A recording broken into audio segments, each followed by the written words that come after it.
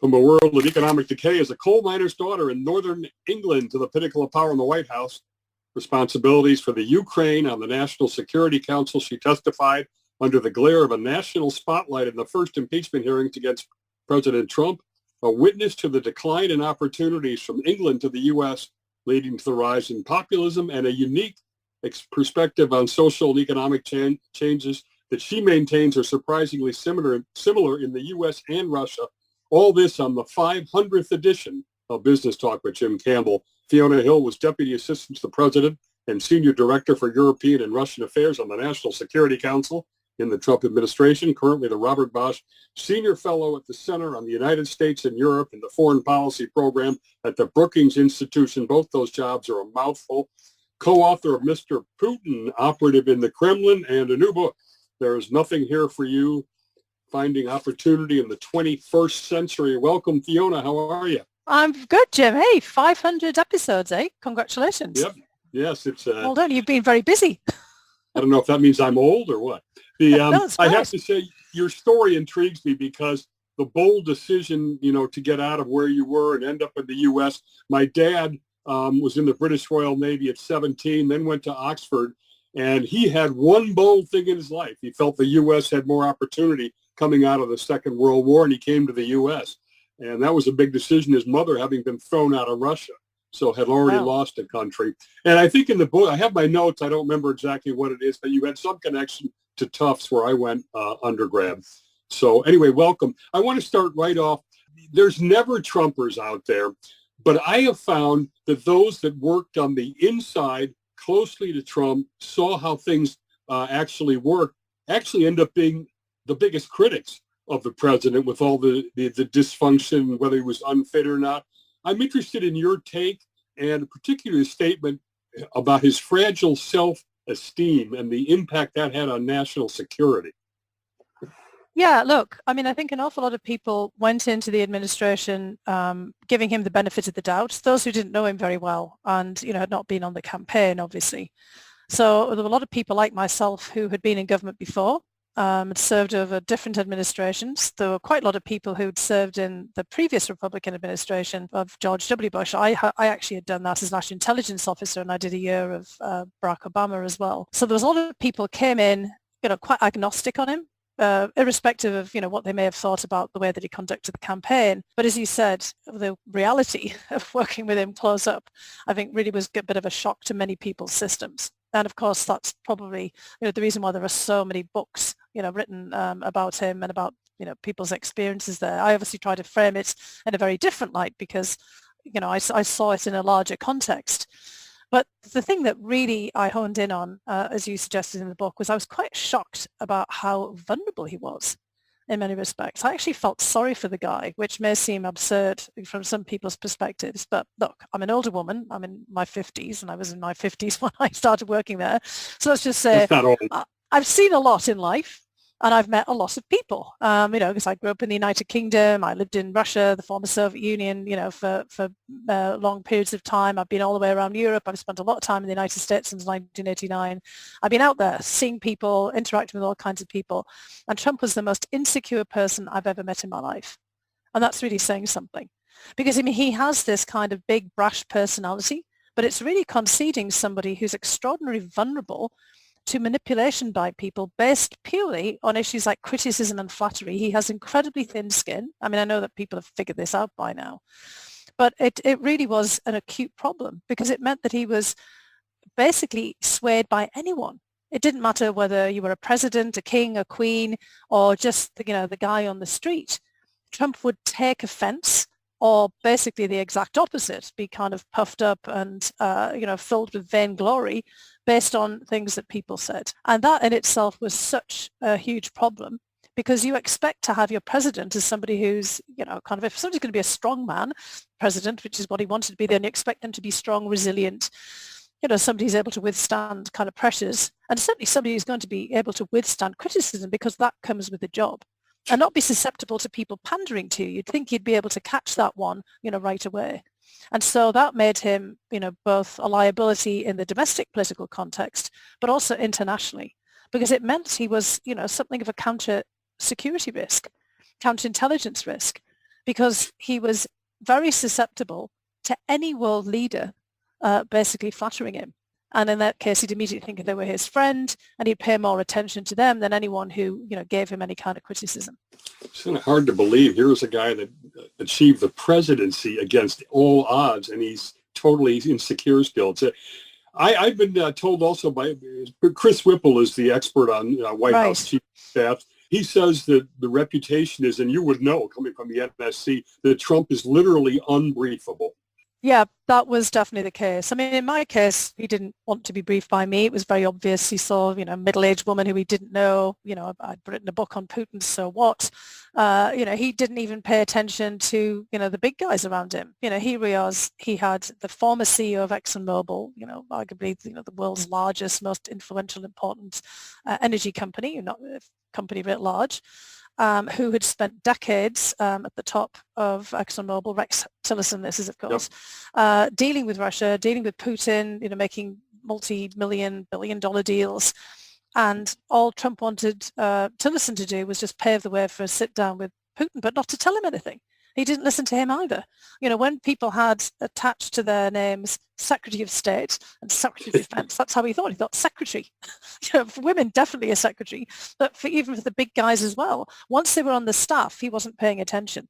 And so he wasn't listening to things that they said. I mean, I do think he paid some attention to the security briefers when they came in. I mean, I knew them all personally, and to Gina Haspel when she was head of the CIA, and previously Pompeo, but only for short periods of time. Otherwise, the places and the people that he paid the most attention to were Fox News, people who appeared on that. You'd sometimes see his cabinet members fighting with them, each other to try to get onto one of the Sunday shows, so that they knew that Trump would be listening to them, because if they got in the Oval Office or in the meeting room with him, good luck to get him to listen. But if you were on the television, he was very much fixated with what people had to say there. And many people, of course, got their jobs by kind of selection from what they were saying on Fox News, but then quickly soured on him when they got into government. I think, honestly, just to be very clear, I think it's tragic, because there were an awful lot of issues where Trump was spot on in recognizing a problem, but it was always on the execution side that things would fall down, because he wasn't disciplined enough to follow through, and he didn't want to pay any attention to anything anyone else had to say. Wow. And I guess you felt some gender discrimination. Did he told you, or he asked you to fetch coffee for him? And you're also known as the Russia bitch? Yeah, that was apparently a moniker that I got from Reince Priebus. I was unaware until afterwards, but I was like, oh, well, I guess that figures. And it wasn't quite coffee. It was basically he wanted me to go out retype a press release. Yeah, but, right. That was kind of, part of the problem was women that he didn't know. I mean, he had a great deal of respect for people like Kellyanne Conway and, others who would work very closely with him. Yeah. But everyone else was just kind of, the equivalent of part of the typing pool. And partly it was because he brought the frame from his own private sector experience and his role as the CEO, the head of a family firm. And he he wasn't capable, sadly, of, kind of making that leap to understand that other things might operate in a different way. He wanted everything just to operate the way that he was comfortable with, the way that he knew. So pretty much running everything up from, the desk in the Oval Office or in the dining room adjacent to it where he would sit. People bringing things to him, kind of disseminating information, everybody just getting on with it. He didn't figure out and want to figure out how the rest of the government worked. He thought it was kind of irrelevant and getting in the way in many respects. You say that, and I've always wondered this, there's seems to be no accountability for the amount of lies he tells. You said it's often more surprising when he tells the truth. Yes, and I mean, there were several times when he did, and of course people didn't believe him. I mean, I often found myself defending him in press discussions when we'd have to do these briefings inside the National Security Council, because people just, after a time, they just decided he told lies every time, and they became, basically inured to the, the fact that he might actually tell the truth. They didn't believe it. There were many instances where I was trying to express something that he'd, genuinely, laid out there, and, the press and others just wouldn't believe it. So that was a real liability for him as well, because as I said, there were many times when he was actually doing the right thing, just in the kind of larger context. People wouldn't actually see that. There were things that he really should have got credit for that he did not, because they were kind of lost in this kind of great big fog of lies and deceit and, various falsehoods and conspiracy theories that he span. again, I think it was just it was a wasted presidency for him. I mean, it's something that he'd wanted for decades, clearly. I mean, he'd been gunning for the presidency going back to, probably the 80s, maybe even before. He thought of himself as, unusually capable of carrying that out. And yet, when it actually got to the moment, he just lost the plot. He had a different plot in mind, not the plot of the presidency, but a different kind of plot about staying in power, kind of shifting the presidency and molding it around himself. And he wasn't there for America first, as he laid out, but for himself. And that was, I think, the most shocking for me was everything was my. In our next segment, we'll dive into the Ukraine story with Fiona Hill.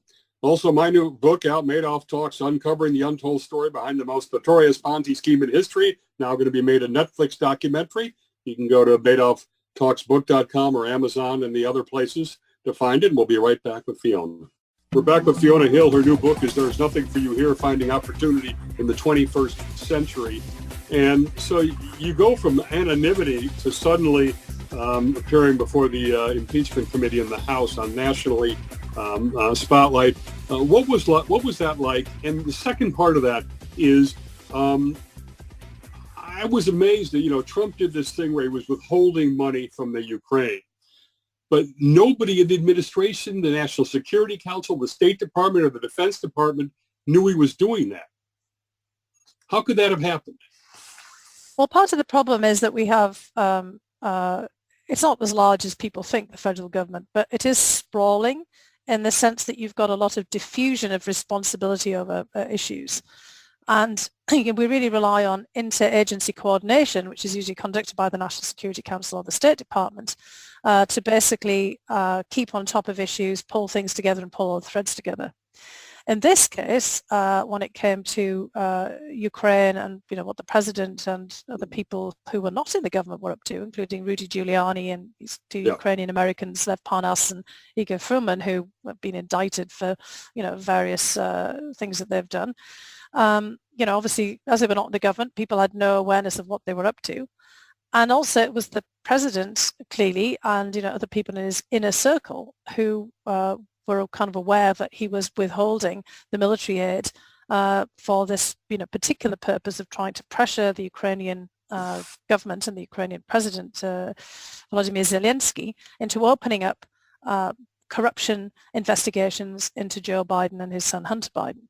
All of this is going on behind the scenes, and only a handful of people are even aware that something like this is going on.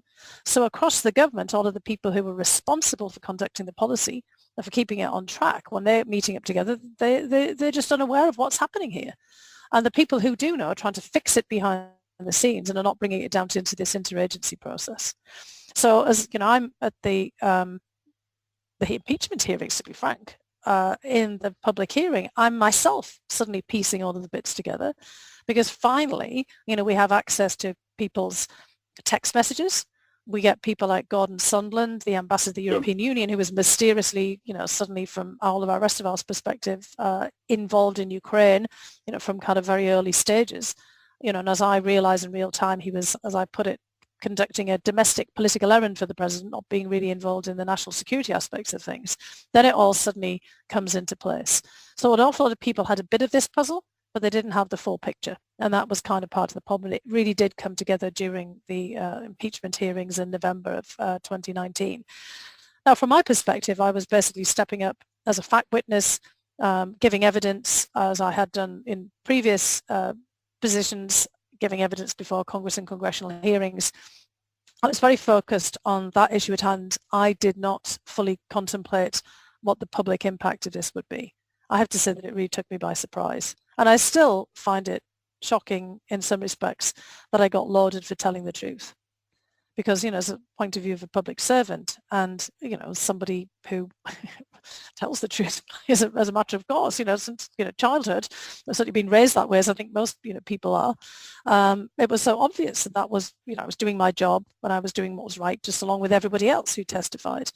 But, I guess, as George Orwell said, in a time of universal deceit, telling the truth becomes a revolutionary act. And that was, really kind of the surprise, the sort of shock to the system. When afterwards, when I stepped away from, doing the job that I was supposed to do, basically helping provide evidence for congressmen and women in this kind of setting for congressional oversight, taking an oath of the Constitution, etc.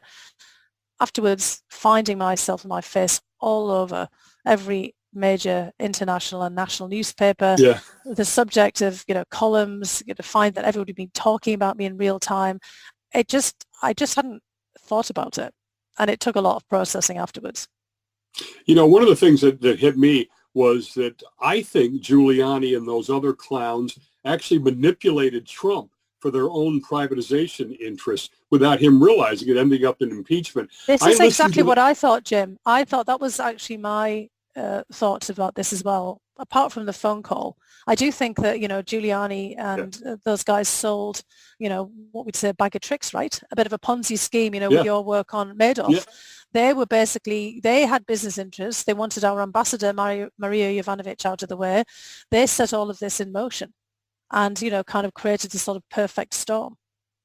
And I did the same thing that you did. That tape that was made over that dinner, you can listen to that, right? Yes, in April 2018. It's clear that Trump has no idea who these people are in the Ukraine, Right.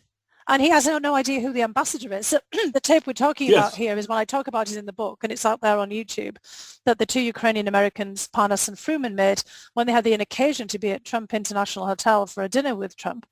They used that opportunity to basically slam our ambassador in Ukraine, who's been, from their point of view, getting in the way because she's conducting US policy, which is against corruption.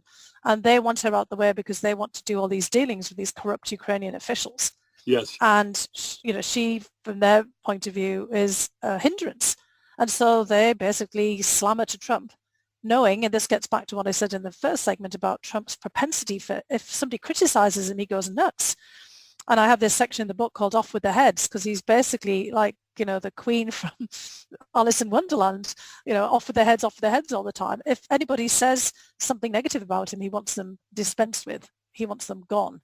He wants them eliminated. And that's basically what he says when they say, look, there's ambassadors saying things about you. I want her gone. Get her out of here. You worked for, I think, General Flynn, H.R. McMaster, and Bolton there. I interviewed Bolton, and I asked him right off the bat, why did you go to work for a guy whose both of your philosophies were diametrically opposed? He was, a hawk, and Trump was the opposite. What was it like working for the three, briefly? Well, the working for Flynn was so brief. I just was offered the job. He'd gone before I actually got there. But I had worked with General Flynn in another life for him, that's for sure, in the chairman's office at the Pentagon when he was the intel chief for Admiral Mullen. This is back in the Bush administration. And I'd worked with him very closely then on Russia and related issues, and we'd had a very good working relationship. By the time, kind of the Trump administration came along, he seemed like a very different person, honestly, from, what I'd remembered in our working. He'd become very political, which I hadn't picked up on, back in the Bush administration. And, he offered me the job. I mean, clearly he had a different view on Russia than people might have assumed that he would based on, things that transpired later. And it was really with McMaster and Bolton that I did all the work. I mean, both of them were also very different people, similar views actually of the world, different styles. One was very much, in the case of Ambassador Bolton, a real operative in terms of the US government, whereas, General McMaster was an all-American military hero with no prior experience in Washington, D.C. and was, just finding his way around. But both of them were patriots. Both of them were really trying to kind of uphold national security and trying to figure out how to manage the relationship with Trump in their own ways. It was not an easy task. I think both of them, in the end, obviously fell foul of Trump's mercurial personality and his approach. And he really does not like people pushing back, and both of them did. Oh. All right, we'll be right back with Fiona. We will look into Putin a little bit, amongst other things.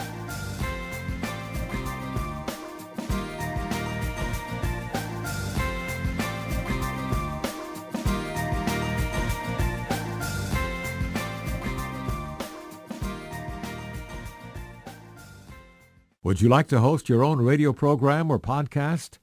Park City Productions 06604 is a Bridgeport, Connecticut-based radio broadcast solutions company. Follow us on Instagram, like us on Facebook, and subscribe to our YouTube channel.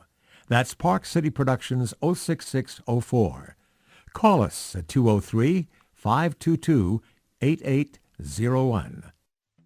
We're back with Fiona Hill, author of There's Nothing for You Here, Finding Opportunity in the 21st Century, both about her experience on the National Security Council under President Trump, where she had oversight responsibility for the Ukraine, but also a bigger picture story on the economic decline facing the Western world. First off, how close did the January 6th insurrection come to being successful from your mind and really undermining democracy? Well, it certainly undermined democracy, and I think it became very close to being successful, and still may be, because this is an ongoing process with the Commission trying to get to the bottom of it, and of course finding many of the participants in the events of January 6th trying to obstruct the work of the Commission and congressional oversight. So that's where the success may still lie, in the fact that the proper procedures that we have within our democracy will be negated. But in terms of the actual events, there are several areas where we should have great concern, not just the violence and the loss of life, which in themselves are horrendous. And the images of January 6th are more like straight out of, ripped from the pages of history. Thinking about the storming of the Bastille, obviously we didn't have photographs and TV cameras back in the day, during the French Revolution. That was, of course, of a fortress and a symbol of repression. Or the storming of the Winter Palace during the 1917 Bolshevik, revolution, or at least the events that led up to the Bolshevik Revolution. But, that, of course, was also seen as a sort of a symbol of the old regime. The Capitol building is supposed to be the symbol of freedom, of representative democracy, of anything, but repression and oppression, much more the symbol of a democratic system. And, there was several things that could have happened on that day. First of all, violence against the persons of members of Congress and the Senate and the Vice President, with people like openly saying they were going to hang him. And, of course, we don't know whether they were going to or not. But certainly if they'd laid hands on people, the way that the crowd had whipped itself up, anything could have happened there, particularly, when we saw how much they were beating up on the Capitol police, for example. And then the second thing is that we know that all of the electoral college votes, the ballot materials were there, and it was a couple of quick thinking, junior members of staff that kind of took them off the floor of the Capitol building and, took them off to a secure place. If those had been seized, I guess, then in theory and maybe in practice, that would have completely ruptured the whole certification process and the transfer of power. And, it was really the courage of Vice President Pence, for everything that people may criticize him, up until that point. He really kind of fulfilled his constitutional duty. And then his, decision to return and to continue with the process, irrespective of what happened, which I think sort of saved the day there. And of course, we've heard President Trump criticize him roundly for this ever since. Yeah. And even, justify a potential attack on his person because of him not stepping up and doing what President Trump wanted. And as I said, the process continues. January 6th is not just an episode. It's not just one day in January, as even Vice President Pence has now said. This is a process. This is part of a larger series of events, of efforts to overturn the results of the election and to continue to put into question the peaceful, transfer of power in the future. Yeah. And so, I think, when we get to 2024, in the meantime, we get to the midterms, the effects and the consequences of January 6th are still going to be felt. Just quickly, because I want to get to Putin. Do you think he believes the big lie that he was actually defrauded out of the election, or he knows this is a giant con? I think that Trump, it gets back to the fragility of the ego we talked about before. He cannot admit that to himself. He always has to see himself as a winner. And I've seen him, in action, just observed him spinning things around to convince himself of things. By the way. And I think that that's exactly where he is now. He can't afford, for the fragility of his own ego, to admit that he didn't win. You know what that is? Madoff had the exact same thing. It's a loss, in this case, trading losses, is a psychic death. It's that real. There you are. in their mind. I mean, both of them are similar people, right? Similar Yeah, sorts they of are. I backgrounds have to and, say, kind of, yeah, I mean, I have to say, yeah. when I brought that up a couple of times in interviews, I get shut down right away because people don't want Trump. They don't want politics being brought into it. They take it, as an affront. So I can't really mention it in the interviews. But they're very similar. They're both from Queens in that way. One was And it's very also very private. financial about being a winner. I mean, as we also have learned, Yes. that Trump himself, was always covering up his losses in business, Yep. the bankruptcies, spinning them in a different way. And Yep. it's not just for making more money and, basically getting more loans, but it's also, as you said, the psychic death. It's kind of part of his own persona, his own image of himself as someone who always wins, no matter what it is that he's winning at. It can be politics, it can be in money, it can be in life in general. You wrote a book, Mr. Putin, Operative in the Kremlin, which is, in a sense, a psychological profile. Can you give a brief insight into that? And what's the biggest misperception about Putin? Well, look, Putin is not that dissimilar. He's somebody who's from a hard scrabble background who's, kind of made it to the top by a lot of dirty tricks in this case as well. Not in the financial sense, although that's come later with the presidency where, he presides over, kleptocracy, but it's not as simple as that either. It's not just about making money. Putin is really kind of consumed with the idea of power, but he's also consumed with the idea of the Russian state. So he sees himself as part of the Russian state. This is not just about him personally, which is very different from Trump, which is all about him. For Putin, he sees himself as an extension of the state, a servant of the state. So that might be one of those misperceptions that there may be about Putin. He's a student of Russian history, self-taught. He steeps himself in this historical perspective. In many respects, he sees himself as the natural heir of the czars, and perhaps some of the more powerful of the secretaries of the Communist Party, the leaders of the Communist Party and the leaders of the Soviet state, like Stalin even, because he sees them as very successful and of exerting the power of the Russian state. So he sees Russia's interests and his interests as intertwined, and it's not always just about him and the people around him. The problem is, of course, he sees himself as indispensable, and he feels that he needs to stay in power indefinitely and certainly be able to choose a successor to preserve the system that he has actually created. And there was a big shift for him with the annexation of Crimea in 2014 because of the way he took himself back to the past rather than in the future, because he sort of did what previous Tsars would have done, Catherine the Great, Peter the Great, these kind of heroes of his from the past. So he sees himself as all sort of enveloped in this kind of myth-making about the state, and he's already living out his life as a historical figure. The thing behind the scenes that was of concern, to be honest, the rest of that meeting behind the scenes between Putin and Trump was not that abnormal. In fact, it was pretty good for Trump, because Trump actually caught Putin out and trying to manipulate him on arms control. But Trump had actually done his homework on that one. But when it came to this, mutual legal assistance treaty, so, you can interrogate our guys, but we want to interrogate some of yours, Trump had no idea what Putin was suggesting. And it wasn't, Putin only mentioned Browder, and Trump was like, Browder, whoever that might be.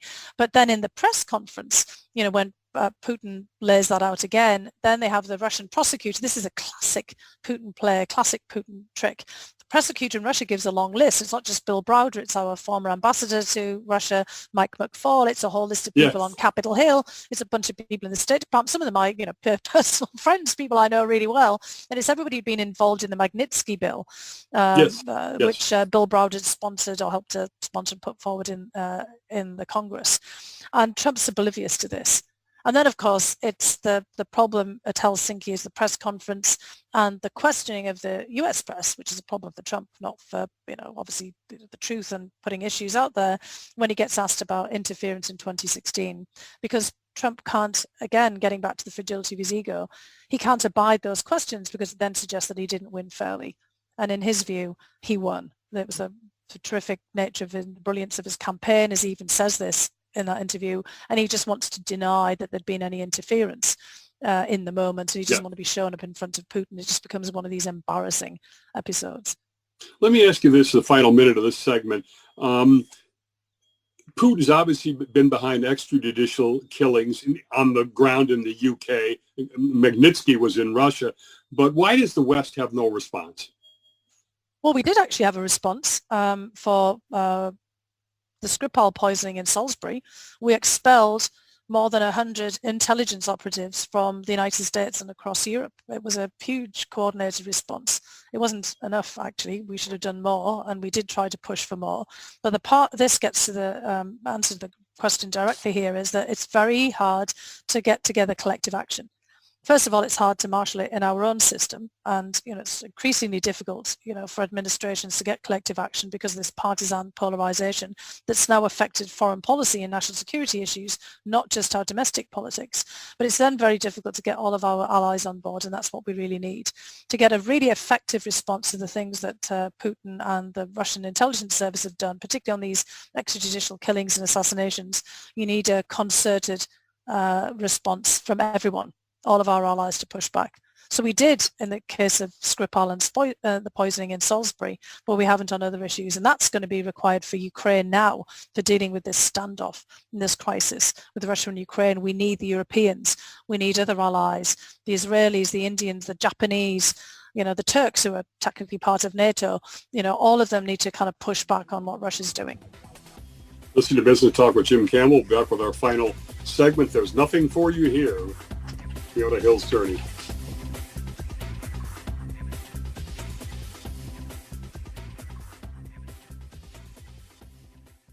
She was Deputy Assistant to the President and Senior Director for European and Russian Affairs on the National Security Council under the 45th presidency. And the insight you bring coming from outside the U.S. and your background, your father told you at a young age, there's nothing for you here, to get out and go make something of yourself. You've seen this now in the context of basically why President Trump got elected, this populist move, this whole disenfranchised middle class all over the world.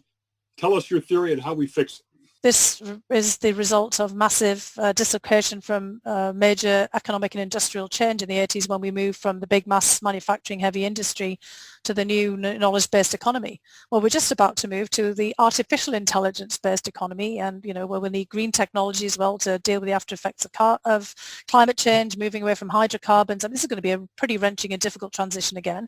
And what happened in the 1980s is we just left millions of people behind, because they didn't have the educational skills to move into the new economy. The places that they were living had been basically developed around the heavy industry, the big manufacturing areas. The Rust Belt of the United States wasn't always called the Rust Belt, was it? It was the heartland. It was the big manufacturing sectors. And those are the places that are going to be affected again, because it's all the coal mining, the energy sector, oil, gas development. All of those areas are going to shift too. And what we're kind of finding, and it shows up in all the polling, shows up in all of the analysis, is that people are feeling left behind by all of these shifts. And out of feeling left behind from a socioeconomic perspective, there's also a loss of cultural identity. People see the demographic changes that come on top of the economic changes, and they feel like they no longer recognize the place around them. I just spent Thanksgiving in Wisconsin, where a lot of my extended family live, actually in Kenosha County, which has been, I think, without a doubt, hotbed of all of the issues that we're dealing with here in the United States: polarization, arguments about all kinds of different identity politics, let alone socioeconomic issues as well. And, I saw it, and I've continued to see it up front. We have places like in Virginia where there's just been a shift with, the governor from a Democrat to a Republican. Virginia, for example, has the biggest disparity in any state in the United States. The most wealthy counties in the United States, the top three, and some of the poorest, and in the rural areas. And so you've got this huge urban-rural divide in key states like Virginia, even though this isn't kind of like the East Coast, where people feel, in fact, that there is a lot more opportunity. But so many Americans, even in some of the most prosperous areas, feel like the country just isn't working for them anymore. And it's on that basis that, of course, we had the Trump phenomenon in 2016. We may get it again in 2024, where we got what we might call the Biden phenomenon in 2020, where people shifted their votes in the expectation that the government will deliver something for them. And it's that failure to deliver that is the real problem. So it's not just about infrastructure bills, Build Back Better bills, and all these different components. It's also about giving people the sense that they can move in terms of their socioeconomic status. Mobility in the United States is the lowest it's ever been. You've only got a 7% chance of moving from the bottom 20% of the popular, the socioeconomic ladder to the top 20%. Our geographic mobility is the lowest it's been since 1947, partly because of COVID, but also because people are not able to move for the opportunities like they used to for new jobs. It's education, kind of across the board. You and I had the benefit of great educations, we were able to sort of move forward in life, but we need something that, gives educational opportunity without huge crippling debt for people, for apprenticeships, retraining, skills, how are they going to cope in this, new economy? So one of the things I would just suggest very quickly when we're thinking about this big shift that's coming up from hydrocarbons and coal is we need funds to enable the people who are working in these spheres right now, unlike in the 1980s when they didn't get that assistance, to get the new skills to move on into the new economy. And we've got to do that pretty quickly, because otherwise this sort of feeling of loss of work, loss of identity, loss of opportunity will keep on feeding into these really toxic political brew that we have here in the United States today. And our democracy will be in danger. It already is. Trump deserves great credit. He had the insight to do this and get elected. The trouble is he didn't have any capability to actually fix it. Some of the things you talk about is systematizing opportunity, which I think is a great idea. A domestic development agency, American National Investment Bank, corporations getting involved in helping education and linking it up. How do you see that being all orchestrated? If we didn't have such toxic partisan politics at the top, we'd be way ahead of the game.